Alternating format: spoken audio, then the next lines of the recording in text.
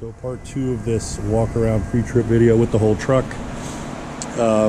You will, after you get done with this wheel and tire, you're going to talk about your mirror. Mirrors are clean, wiped off.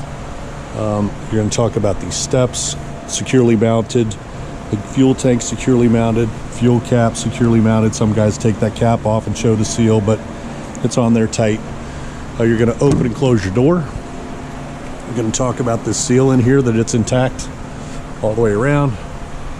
Inside here, it's in good shape all the way around. You're going to open and close. Shuts properly. Hinges are in good shape. Mounted securely. Everything's good there. You're going to talk about your diff tank securely mounted. Caps on there tight. That's really all you have to say about that. Doesn't say anything more about it.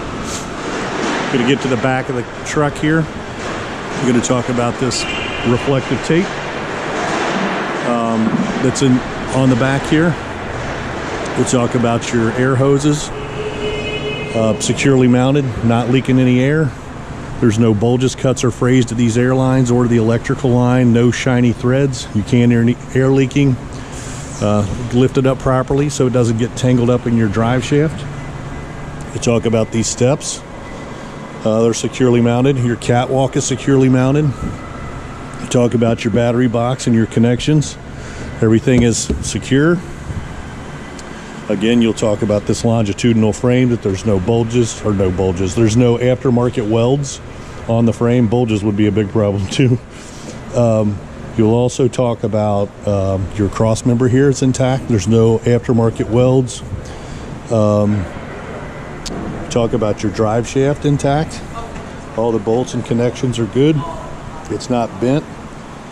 Your air tanks are securely fastened. There's one, here's the other. Air lines again, nothing leaking. You can't hear any air. You'll talk about these splash guards. They're intact. You'll take these off, these glad hands, which I'm not going to do because I'm afraid I'm going to drop the camera, but you'll need to take the glad hands off and show him those rubber grommets in there. You're better off to just do both of them. Get it back on there secure.